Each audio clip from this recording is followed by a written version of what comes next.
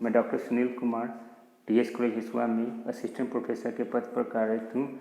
आज मैं अपनी ऑनलाइन क्लास के अंतर्गत बीए पार्ट 2 के पेपर 3 के अंतर्गत मौलिक अधिकार के बारे में बताने जा रहा हूँ। तो मौलिक अधिकार भारतीय संविधान के भाग 3 में सम्मिलित किया गया है और मौलिक अधिकारों की रक्षा के लिए संवैधानिक उपचारों का प्रावधान किया गया है। अनुच्छेद 32 खंड 1 के अंतर्गत मौलिक अधिकारों की रक्षा के लिए प्रावधान किया गया है, जिसके अंतर्गत अनुच्छेद 32 के अंतर्गत उच्चतम न्यायालय को अधिकार दिया गया है। अनुच्छेद 226 के अंतर्गत उच्च न्यायालय को यह अधिकार दिया गया है कि यदि किसी व्यक्ति के अधिकारों का हनन होता है तो उसकी रक्षा का प्रावधान करे। और इसके अंतर्गत अनुच्छेद 32 खंड 2 के अंतर्गत मौलिक अधिकारों की रक्षा के लिए विभिन्न विधियों का वर्णन किया गया, जिसके अंतर्गत निम्न विधियाँ हैं: बंदी प्रत्यक्षीकरण, परमादेश, प्रतिषेध, उत्प्रेषण और अधिकार परीक्षा।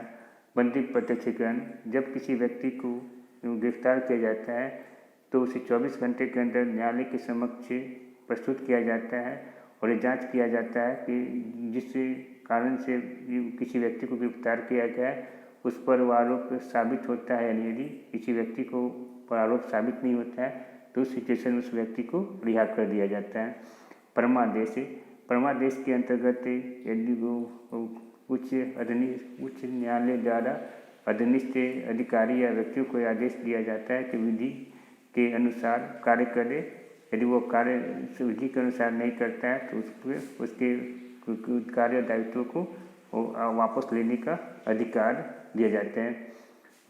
प्रतिषेध के अंतर्गत यदि किसी अधीनस्थ न्यायालय के जो अधिकार दिए गए हैं वो अपने कर्तव्यों का निर्वहन सही ढंग से नहीं करता है तो उच्च न्यायालय उन पर उसके जो कार्य सौंपे गए हैं उसके अपने पास मंगा सककर जांच कर सकता है।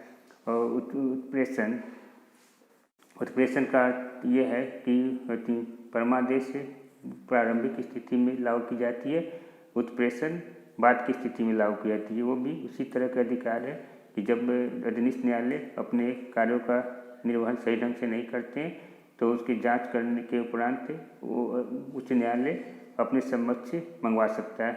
अधिकार परीक्षा के अंतर्गत यदि जिस व्यक्ति या वो जो अधिकार सौंपे गए हैं यदि वो व्यक्ति अपने अधिकारों को निर्वहन करने में असमर्थ है तो उस सिचुएशन में उनसे पूछा जा सकता है कि उनकी नियुक्ति का आधार क्या है।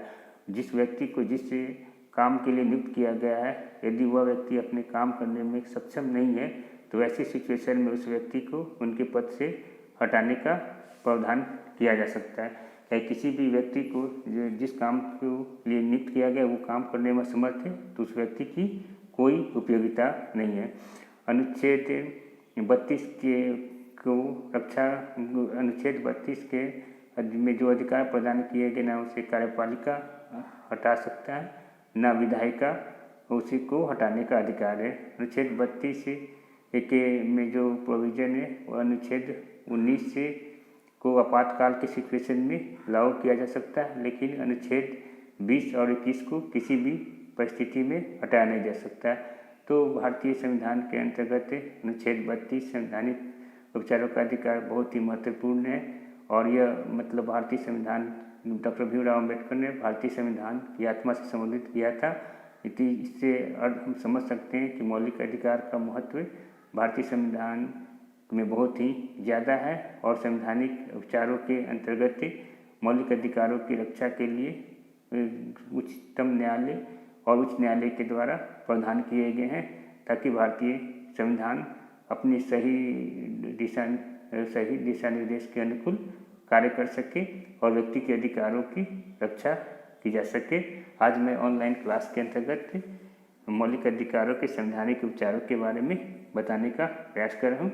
अब मैं अपनी क्लास को समाप्त करता हूँ। नमस्ते।